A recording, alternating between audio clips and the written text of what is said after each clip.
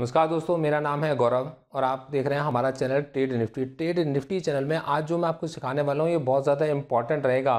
यहाँ मैं आपको स्टेप बाय स्टेप सिखाकर चलूँगा कि करेंसी के अंदर लोग ट्रेड करके किस तरीके से अपनी पेमेंट्स को सेव करते हैं, करेंसी के अंदर ट्रेड करके किस तरीके से आने वाली पेमेंट को वो पहले से ज़्यादा रिसीव करते हैं, किस तरीके से वो लोग यूज़ करके चलते हैं बहुत छोटे से अमाउंट को, जो अगर स्पेकुलेशन भी की जाए तो स्पेकुलेशन का यूज़ करके भी मार्केट के अंदर बड़े बड़े ऑर्डर्स लगाने में उनकी हेल्प होती है। और वो बहुत कम रिस्क उठाकर, रिस्क बहुत कम होता है लेकिन रिस्क होता है, और वो बहुत कम रिस्क उठाकर एक अच्छी खासी दौलत क्रिएट कर लेते हैं।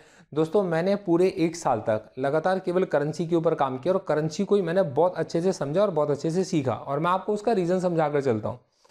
देखो दोस्तों, कोई भी फॉरेन इन्वेस्टर अगर आपकी कंट्री में इन्वेस्ट करने के लिए आएगा तो मैं ये मान के चलता हूँ कि वो या तो यूरोप को होगा जिसकी करेंसी है यूरो, या फिर किसी ऐसी कंट्री से होगा जहाँ पर करेंसी का जो पेयर आपके पास में यूज़ होता है वो है यूएसडी, मतलब डॉलर। तो एक यूरो और आईएनआर का और एक आपके पास में यूएसडी और एक आईएनआर का पेयर हमेशा काम में रहेगा। कैसे? अगर कोई इंसान इन्वेस्टमेंट करता है इंडिया के अंदर, तो जब वो इन्वेस्टमेंट करेगा इंडिया के अंदर तो इंडिया के अंदर डॉलर आएंगे जो कि फॉरेक्स में, मतलब हमारे फॉरेक्स रिजर्व्स के अंदर। फॉरेक्स का मतलब है फॉरेन एक्सचेंज। तो फॉरेन एक्सचेंज का जो रिजर्व्स हैं उसके अंदर जाकर डिपॉजिट हो जाएंगे और वो बदले में हमारे रुपए हमसे खरीद लेगा। तो जब वो हमसे हमारे रुपए खरीदेगा हमारी कंट्री में इन्वेस्टमेंट को करके, तो जब वो हमारी कंट्री में इन्वेस्ट कर कर चलेगा तो उसकी इस इन्वेस्टमेंट की वजह से उसकी जो करेंसी है वो हमारे देश में आएगी और हमारी करेंसी हमारे देश से बाहर जाएगी। तो हमारी करेंसी की डिमांड बढ़ेगी, तो ऐसे समय पर हमारी करेंसी अप्रिशिएट होगी। कहने का मतलब है कि उसकी जो परचेजिंग पावर है वो डिक्रीज होगी और हमारी करेंसी अप्रिशिएट होगी। मतलब कि बहुत बढ़िया बात है कि लोग ना हमारी कंट्री में इन्वेस्ट करके चल रहे हैं। अब हमें से बहुत सारे लोगों को ये बेसिक्स नहीं पता होते और हम लोग ये सोचते हैं यार कौन से एकदम से कोई बाहर से अगर आकर इन्वेस्ट करेगा तो वो किसके अंदर इन्वेस्ट करेगा, वो इस आईटीसी में तो इन्वेस्ट नहीं कर देगा, वो आईसीआईसीआई में तो इन्वेस्ट नहीं कर देगा, कहीं वो एचडीएफसी में इन्वेस्ट तो नहीं कर देगा, कहीं वो एचएसबी किसी किसी भी पर्टिकुलर स्टॉक के अंदर, एचडीएफसी बैंक के अंदर या फिर किसी भी स्टॉक के अंदर तो इन्वेस्ट नहीं कर देगा। और हम बहुत सारे लोगों के पीछे भागते हैं ये जानने के लिए कि यार आप मुझे बताओ कि अगर भारत से कोई बाहर से कोई इन्वेस्टमेंट आएगी तो वो किस चीज़ के अंदर आएगी। देखो दोस्तों, मैं आपसे हमेशा ये कहता हूँ कि always think outside the box, कि आप हमेशा बॉक्स के बाहर निकलकर सोचो। और सोचो मकसद क्या है आपका? आपका एक ही ऑब्जेक्टिव है कि आपके देश के अंदर फॉरेक्स इन्वेस्टमेंट आ रही है, मतलब फॉरेन एक्सचेंज की इन्वेस्टमेंट आ रही है।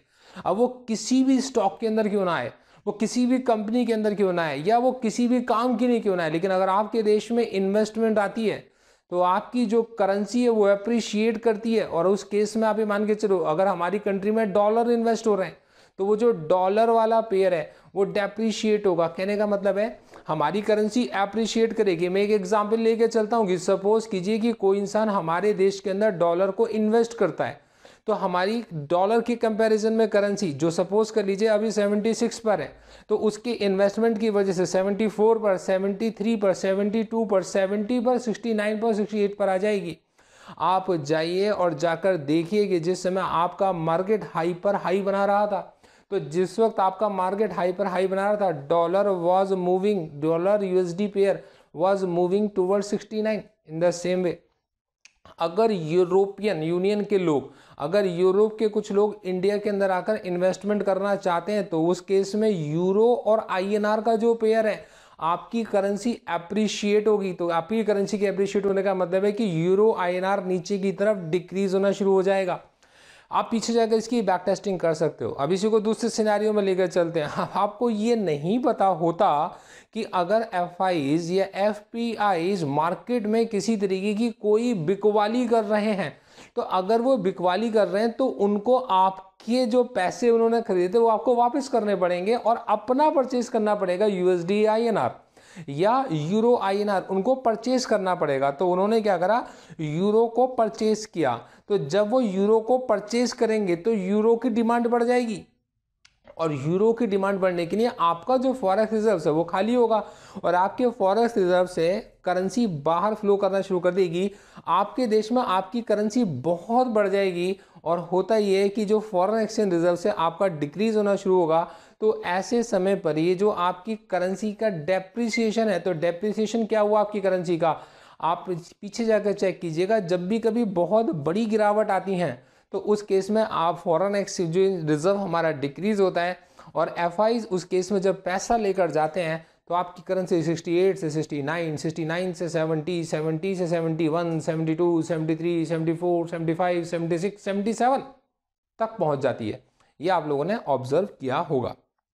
अब देखो दोस्तों, अगर कोई इंसान, जैसे मैंने पूरा 1 साल लगातार करेंसी को ट्रेड करके करेंसी के बारे में सीखा और समझा, तो सबसे पहली बात कि करेंसी के अंदर काम करने के लिए बहुत सारे लोग बहुत सारे तरीके से आपको मोटिवेट करके चलते हैं, जबकि मैं यहाँ पर ये कहना चाहूँगा, मेरा ये डिस्क्लेमर है कि मैं कभी भी आपको शेयर मार्केट के अंदर इन्वेस्ट करने के लिए मोटिवेट नहीं करता। मेरा मकसद आपको एजुकेट करना है, फरेबियों से बचाना है। देखिएगा, हमारे पास केवल एक एक्सचेंज NCD और एक एक्सचेंज BCD, और इसको ट्रेड करने के लिए हमारे पास जिन प्लेटफॉर्म भी मैं जो आपको बता के चलना चाहूँगा वो बहुत ज़्यादा इम्पॉर्टेंट है।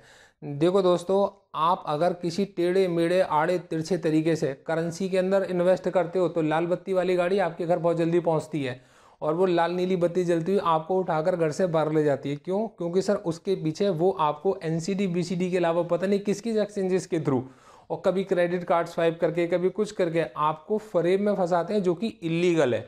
तो दोस्तों, ये फॉरेक्स हो गया, वो फॉरेक्स हो गया, बिटकॉइन हो गया, या फिर आपके पास में कुछ भी बाइनरी ट्रेडिंग हो गई, इन सब चीज़ों के लिए जितने भी फ़ोन कॉल्स आपके पास करेंसी के आए, तो वहाँ मेरी इन स्ट्रेटजीज़ को बिल्कुल यूज़ मत कीजिएगा। मैं बहुत बढ़िया स्ट्रेटजीज़ आपको सिखाऊंगा, लेस रिस्की स्ट्रेटजी सिखाऊंगा, उनमें होने वाले रिस्क को भी कैलकुलेट करना सिखाऊंगा, और बहुत छोटी इन्वेस्टमेंट, जो कि मेरी खासियत है, मेरी पहचान है, बहुत छोटी इन्वेस्टमेंट को कैसे यूज़ करना है मैं आपको बताकर चलूंगा। और एक और बात, खरीद के चलने का मतलब है कि वो अपनी इन्वेस्टमेंट हमारी कंट्री के अंदर करके चल रहे हैं, तो इसका मतलब है फॉरेक्स रिजर्व्स बढ़ेंगे। तो मेरे भाई, अगर फॉरेक्स रिजर्व्स बढ़ेंगे तो जो भी चीज़ बढ़ती है, जिसकी भी उसकी डिमांड आपके पास में कम हो जाती है, तो जिस चीज़ बढ़ी हमारे पास में, हमारी करेंसी की डिमांड बढ़ गई, फॉरेक्स रिजर्व्स हमारे पास बढ़ गए, USD INR कम हो गया, डिमांड उसकी कम हो गई, तो वो कंपैरिजन में गिरना शुरू होगा और 76 से 68 तक मूव करने की कोशिश करेगा। वो कहीं पर भी हो सकता है। मतलब मैं तो चाहूँगा आने वाले वक्त में, जो पहले कभी 7.5 रुपये हुआ करता था, और जब हमारी सरकारों ने लोन लिया और हम पे डेप्ट बढ़ता चला गया, तो 7.5 रुपये से 75 रुपये तक USD INR को हम लोगों ने देख लिया। तो दोस्तों, मैं तो हमेशा चाहूँगा कि हमारी सरकार कोई भी लोन ला ले, क्रूड बहुत नीचे आए, और हमारे को जो भी हम इंपोर्ट करते हैं, क्रूड, गोल्ड या कोई भी मेडिकल इक्विपमेंट्स या कोई भी चीज़ जो हम इंपोर्ट करते हैं, हमारे इंपोर्ट्स रिड्यूस हों और हमारे एक्सपोर्ट्स बढ़ें। चलिए अगली चीज़ पर आते हैं। तो हमें ये पता चल गया कि तेज़ी करने का सबसे बढ़िया तरीका ये होता है कि आप उस समय का इंतजार करो जब आपको लगता है कि फॉरेक्स हमारे बढ़ने वाले हैं। तो अगर हमारे फॉरेक्स बढ़ने वाले होते हैं, तो ऐसे समय पर कोई भी इंसान डॉलर को शॉर्ट कर कर उसके अंदर एक अच्छी वैल्यू जनरेट कर पाता है, बस उसकी डायरेक्शनल बैट डाउन साइड की है। इन द सेम वे, अगर कभी आप ये देखते हो कि मार्केट में बहुत तगड़ी मंदी आ रही है, बहुत तगड़ी गिरावट है, तो बिना कुछ ज़्यादा बड़ा रिस्क उठाए अगर डॉलर को परचेज कर लिया जाए, डॉलर के फ्यूचर को परचेज कर लिया जाए, तो डॉलर के फ्यूचर को परचेज करने से ये होता है कि जब मंदी आएगी तो वो अपनी करेंसी वापस आएंगे, और जब वो अपनी करेंसी वापस आएंगे तो उनकी करेंसी की डिमांड बढ़ जाएगी। तो उस केस में वही डॉलर जो 68 पर था, तो 68 से 69, 70, 71, 72, 74, 75, 76 भागेगा। अब हमारी रिस्क कितनी है और हमारी इन्वेस्टमेंट कितनी है, इसको ज़रा समझ लेते हैं। देखो दोस्तों, सपोज करके चलो, सबसे पहली बात तो जो भी इसके अंदर परचेज होती है वो लॉट में होती है, और इसके लॉट का साइज 1000 है। तो इसका मतलब कि अगर आप 68 के भाव पर अगर आप एक लॉट परचेज करोगे, तो आपको 68,000 का सामान परचेज करना पड़ेगा।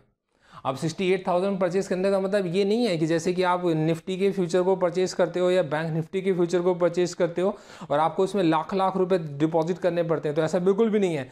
यही जो 68,000 है, आपको इस 68,000 का केवल 3% आपको पे करना पड़ता है। ये वेरी करता रहता है, तो 3% आपको पे करना है। तो 0, 3 8 जा 24, मतलब 2, 3 6 जा 18 और 2 1040, मतलब केवल 1040 रुपये का इनिशियल अमाउंट देकर आपने 68,000 रुपये का USD खरीद लिया।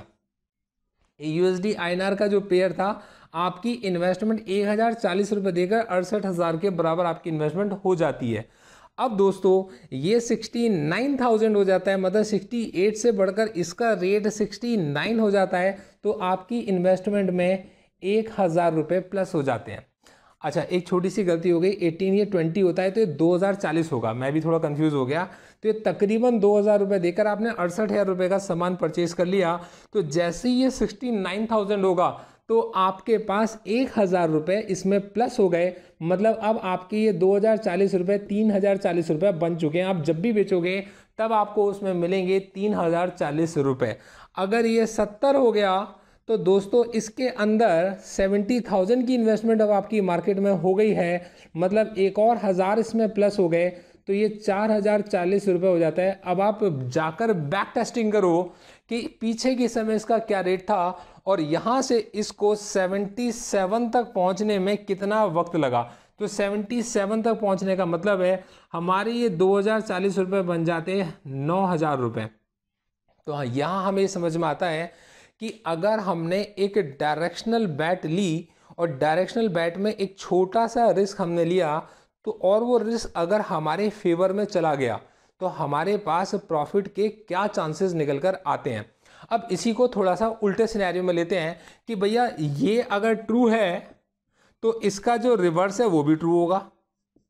तो इसका रिवर्स क्या है? तो रिवर्स क्या मतलब ये है कि जो चीज़ अभी 68,000 की है, हो सकता है आपके पास में आपका अंदाज़ा गलत हो।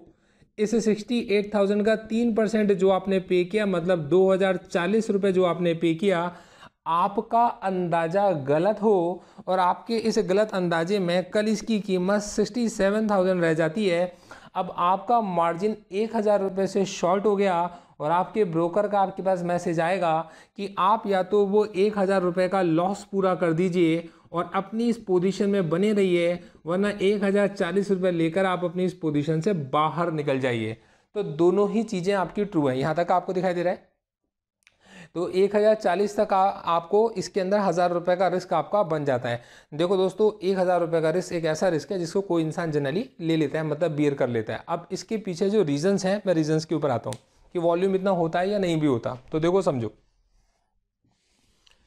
मैं इसको, ये तो आपने शेयर मार्केट के पर्सपेक्टिव से सीखा, ऐसे सिनेरियो जब बहुत ज़्यादा वोलेटाइल हैं तभी होंगे।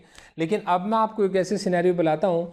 सपोज करो आपने परचेज करना है कोई कोर्स, सपोज करो आपकी MBA की कोई इंस्टॉलमेंट जानी है, तो 6 महीने के बाद ये फीस ड्यू है। तो इत्तेफाक से आपने देखा कि आज जो मार्केट में डॉलर का रेट चल रहा है, अगर 68,000, एक हाइपोथेटिकल केस, एक एग्जाम्पल है, अगर 68,000 मतलब 68 इसका डॉलर का प्राइस चल रहा है और आप जानते हो कि इसका एक लॉट 1,000 का होता है, तो 68,000। अब आप ये चाहते हो कि यार आने वाले वक्त में अगर इसकी फीस हो गई 75,000 तो मुझे कितना एक्स्ट्रा पे करना पड़ रहा है? तो मेरे को एक्स्ट्रा पे करना पड़ रहा है इस केस में 68 के बाद आप 75 तक जाओगे तो बनते हैं आपके पास में 7,000। तो आपको 7,000 रुपये एक्स्ट्रा पे करने पड़ रहे हैं। आप एक ऐसे कॉन्ट्रैक्ट को आज की डेट में बाय कर लेते हो जिसके लिए आपको पे करने पड़ते हैं 2,040 रुपये। आपने इसको आज परचेज कर लिया और जब आपको आपकी फ़ीस की ड्यू डेट है 6 महीने बाद की, और जब आपका ये कॉन्ट्रैक्ट मैच्योर होता है तो खुदा ना खास्ता ये 75 की जगह अगर ये 76,000 फीस हो गई है तो आपके ये 2,040 रुपये बढ़कर हो चुके होंगे उस केस में 8,040 रुपये, क्योंकि इसके अंदर 8,000 रुपये ऐड हो चुके होंगे और आपको कोई एक्स्ट्रा पैसे पे नहीं करने पड़े। अदर देन एक्स्ट्रा क्या पे करना पड़ा आपको? ब्रोकरेज।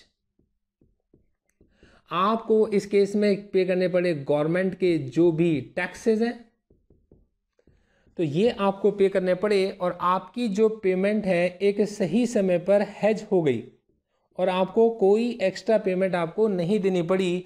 तो जिन लोगों को बाहर से किसी सामान को इंपोर्ट करना होता है या बाहर किसी पेमेंट को भेजना होता है, वो हेजिंग के लिए करेंसी के इस फ्यूचर डेरिवेटिव का इस्तेमाल कर कर चलते हैं। दोस्तों, कोर्स का नाम है currency derivative, currency derivative step by step. और आज जो हम लोग सीख रहे हैं ये है हमारी स्टेप नंबर। ये चीज़ 68,000 को आपको पता है कि 68,000 से ऊपर 68,500 हो जाती है, 68,500 से 67,500 हो जाती है। तो इस वैल्यूज़ के बीच में ही अगर ये लगातार ऑसिलेट करती रहती है तो कई लोग इसके अंदर क्या स्पेकुलेशंस करते हैं, वो इसकी बाहर की किसी आपके पास में कॉल को, नीचे की किसी आपके पास में पुट को शॉर्ट कर कर भी मार्केट से पैसे बनाते हैं। अब देखिए कैसे बनाते हैं, जो बड़े ट्रेडर्स हैं वो कैसे इसमें काम करते हैं। तो मैं इसका एक एग्जांपल लेके चलता हूँ। सपोज करो कोई स्पेकुलेशन पर्पस के लिए है, ये मान के चल रहा है कि आने वाले वक्त में ये 68,000 से 72,000 बन जाना है। तो वो उस केस में देखकर चलेगा कि ये 72,000 की कॉल है कितने की, सोचिएगा। तो ये 72,000 की कॉल मैं ये मान लेता हूँ 0.3750 की ये कॉल आपके पास में। ये जनरली क्या होता है 0.0025 तक आपके पास में चलती है। 0.00 ये 1000 चलता है ना, 1000 का मतलब 2.5 रुपये होता है एक सेकंड। ये 25 तक आपके पास चलती है, बिल्कुल। तो देखिए डेसिमल के बाद 0.0025 तक ये चीज़ चलती है और मैं ये मान के चल रहा हूँ कि इसका जो रेट है 0.6525 है। तो 0.6525। अब देखिए इसके लिए मुझे कितना पैसा पे करना पड़ेगा अगर मैं इसको परचेज करता हूँ। तो परचेज करने के लिए इसको 1000 से मल्टीप्लाई कीजिए। तो 1000 से मल्टीप्लाई करने का मतलब है आपके पास में 652.5। जी बिल्कुल ठीक कहा, आप सुना आपने। तो 652.5 रुपीज़ आपको पे करने पड़ेंगे इसकी किसी एक कॉल को परचेज करने के लिए। इन द सेम वे अगर इसका रेट होता 0.0025, मैं इसको फिर 1000 से मल्टीप्लाई कर देता हूँ, तो उस केस में मुझे जो पे करने पड़ते केवल 2.5 रुपये पे करने पड़ते इसके एक लॉट के लिए। केवल 2.5 रुपये मैं इसके लिए पे करता, इसके केवल एक लॉट के लिए है। तो 0.0025 इंटू 1000 कितना 2.5 रुपीज़ में पे करता। और जनरली हम लोग क्या करते हैं, इसके 10 लॉट्स में काम करते हैं, तो हमारे को इसमें 25 रुपये पे करने पड़ते हैं। अब आप इसको कैलकुलेशंस को एक बार जाकर चेक भी कर लीजिएगा, वेरीफाई कर लीजिएगा, आगे के लेक्चर्स में और क्लियर अपडेट कर दूंगा मैं। तो देखो दोस्तों, ये कैलकुलेशंस तो आपको हो गई होंगी क्लियर, आगे भी मैं और भी चीज़ें इसके अंदर आपको सिखाऊंगा। अब देखो दोस्तों, होता ये है कि हम लोगों ने एक बहुत बड़ी मंदी देख ली, एक बहुत बड़ी हम लोग मंदी देखते हैं। और मंदी में हमने देखा कि भाई हमारे पास 76 रुपीज़ आपके पास में USD INR के हो गए। अब देखो हमारे पास में जो पैसे आने हैं वो या तो USD के फॉर्म में आएंगे या यूरो की फॉर्म में आएंगे, इन दो जगह से हमारे पास इन्वेस्टमेंट आनी है। अब उसमें सबसे ज़्यादा जो लिक्विड पेयर है वो USD का होता है, क्योंकि मैक्सिमम जो पेमेंट्स आती है हमारे पास में US डॉलर्स में आती है मैक्सिमम। अब हमें भी अगर कोई पेमेंट करनी पड़ती है तो US डॉलर्स में करनी पड़ती है। इसको एग्जाम्पल से समझाता हूँ। सपोज करो हमने इंपोर्ट किया, तो हम सबसे ज़्यादा इंपोर्ट करते हैं क्रूड ऑयल को। तब सऊदी अरब को जो पेमेंट हम लोग कर चलते हैं, जो पैसा हम उनको देकर चलते हैं, हमें उनके साथ करेंसी एक्सचेंज जो करनी पड़ती है वो USD में करनी पड़ती है, मतलब डॉलर में उनको पे करना पड़ता है। तो हमारी जो पेमेंट जाती है वो डॉलर में जाती है। तो मार्केट में सबसे ज़्यादा जो लिक्विड है वो है आपके पास में डॉलर। तो डॉलर INR का पेयर मतलब USD INR का पेयर सबसे ज़्यादा लिक्विड होता है। देखो दोस्तों, अब हमारे पास सपोज करो इसका रेट चला था 76.5 और आपने इसको 1000 से मल्टीप्लाई कर दिया, तो कितना होगा आपका 765 और उसके बाद में 2 जीरो, तो 76,500। इस 76,500 का आपने 3% पे किया, तो 3% आप इसका जब पे करोगे तो 3 5 या 15, ये 19 और ये 22, तो 2295 रुपये हमारे लगते हैं। और हमने क्या करा, इसको सेल कर दिया और सेल करके हम लोग बैठ गए और हमें लगता है कि आने वाले टाइम में अगर कोई इन्वेस्टमेंट आनी है और हमने इसको शॉर्ट कर दिया। तो अब शॉर्ट करने से क्या होगा, हमारे इतने रुपये ब्लॉक हो गए। इतने रुपए ब्लॉक होने में क्या होगा, हमारे पास अगर इसकी जो वैल्यू है डिक्रीज होती है 76 हो जाती है, तो हमारे अकाउंट में प्लस हो जाएंगे 500 रुपये। अगर इसकी वैल्यू और डिक्रीज हो जाती है 75 हो जाती है, तो प्लस हो जाएंगे हमारे अकाउंट में 1000 रुपये। और अगर हम यहाँ से इससे बाहर निकलते हैं तो हमें पे करना पड़ेगा, उस केस में पे करना पड़ेगा, बल्कि रिसीव करेंगे 2295 में हमने प्लस कर दिया आपके पास में 1500 रुपये। तो उस केस में 95 7 और 3795 रुपीज़ हम लोग लेकर चले जाएंगे। हमारा प्रॉफिट आ गया, हमारा 1795 रुपये का हमारा इस केस में प्रॉफिट जनरेट होता है। तो जिस केस में रादर देन कि आप लोगों के पीछे भागो, किसी के आगे हाथ फैलाओ, किसी की रिक्वेस्ट करो कि बहुत ज़्यादा रिसर्च करो या बहुत सारे लोगों को आप बहुत ज़्यादा पे करो, ये देखने के लिए कि यार एफआईज किस सेक्टर के अंदर बाय करके चल रहे हैं, किस स्टॉक के अंदर बाय करके चल रहे हैं, और आप उसके अंदर एक बहुत बड़ा अमाउंट अगर आप इन्वेस्ट करो, तो रादर देन आप उनकी इन्वेस्ट करने की जगह को ढूंढो ना। देखो दोस्तों, मैं आपसे हमेशा कहूँगा always think outside the box. Sir share market के अंदर 5% लोग ही क्यों कामयाब हैं? क्योंकि ये वो 5% लोग हैं जो ये सीख चुके हैं, समझ चुके हैं कि आउटसाइड द बॉक्स वाली थिंकिंग क्या है, और ये चीज़ वो आपके साथ कभी भी शेयर नहीं करते और वो आपको हमेशा उस बॉक्स के अंदर रहने देते हैं। और आप भी ये बात जानते हो, आप इसको एक एग्जाम्पल से समझ लो। आप अपने एक गांव कस्बे से निकले और आप शहर में जाकर बहुत बढ़िया जगह पर जाकर एक अच्छी रेपुटेड कंपनी में आप जॉब करने के लिए पहुंच गए और आप बहुत बढ़िया पोस्ट पर इस समय पर काम कर रहे हो। आप ये कभी नहीं चाहोगे आपके जो बच्चे हैं वापस जाकर उस जगह पर, उस गली मोहल्ले में उसी तरीके के खेलों को खेलें जो आप खेला करते थे। वो सारे खेल, चाहे आपने गिल्ली डंडा, चाहे आपने कंचे मारे, चाहे आपने बजरबट्टू, या आपने जो गालियाँ बकीं, या आपने वो सब कुछ जो आपने किया अपनी लाइफ में, और हालांकि उन सबको करते करते आज आप यहाँ तक पहुँच चुके हो, और आप कभी भी ये नहीं चाहोगे कि अब आपके बच्चे जाएं और जाकर वो चीज़ करें। तो ऐसा सहानुभूति की वजह से है, और इसके और भी बहुत सारे रीजंस हैं। आप ये भी नहीं चाहोगे कि वो निकल कर आपकी पोस्ट में आकर आपसे कॉम्पीट करें, ये आपके नेचर में। तो दोस्तों होता यही है कि जब आप उन टॉप 5% में पहुंच जाओगे तो आप दिखावे तो बहुत करोगे कि देखो यार मैं इन 5% में, मैं आपको चाहता हूं कि आप आ जाओ, आप आ जाओ, पर जनरली आप ये नहीं रिवील करोगे कि क्या करके आप उन 5% में पहुंचे हो। हाँ, एक बात ज़रूर है, जिस समय आप उन 5% में पहुंचने की कोशिश कर रहे होगे, आप ऐसे बहुत सारे दोस्त बनाकर चलोगे जिन सबका मकसद उन 5% में पहुंचने का होगा, और वो प्रॉफिट मेकर्स ग्रुप के आपके मेंबर्स होंगे।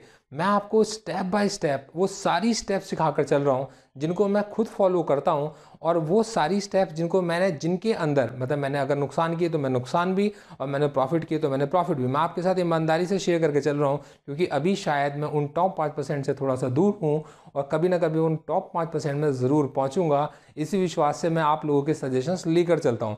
अब दोस्तों इसके अंदर, अब हर समय किस सिचुएशन के अंदर हमें ऐसा लगता है कि अब क्या कहते हैं इन्वेस्टमेंट आएगी, किस सिचुएशन में लगता है कि इन्वेस्टमेंट आपके पास में बाहर जाएगी, किस सिचुएशन में हम इसको बाय करके चलते हैं, किस सिचुएशन में हम इसको सेल करके चलते हैं, किस सिचुएशन में अगर हम इसके पेयर को बाय करना चाहते हैं, किस सिचुएशन में किस पेयर को हम लोग सेल करना चाहते हैं, किस पर्टिकुलर रेट पर जाकर हमें ऐसा लगता है कि हम इसको खरीद कर चलें, किस जगह पर हमें ऐसा लगता है कि हम इसको बेच के चलें, कब हमको इसके ऑप्शंस में काम करना चाहिए बाय करने के लिए, कब इसके ऑप्शंस में काम करना चाहिए सेल करने के लिए, और वो स्ट्रेटजीज़ क्या होती हैं।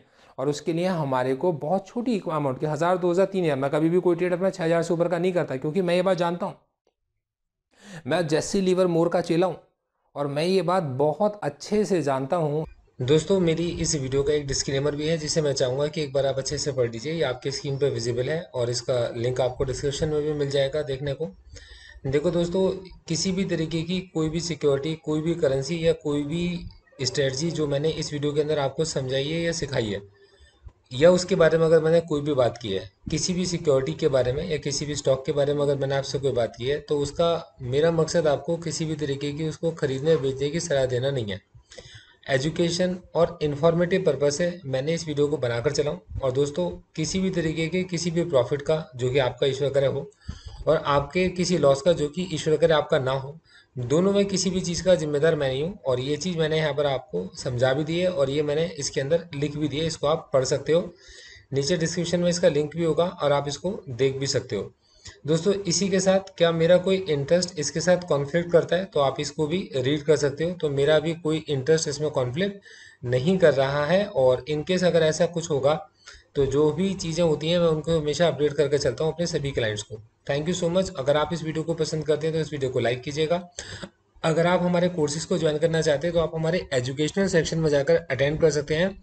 वेबसाइट का नाम है gauravsir.in। Thank you so much. All the best.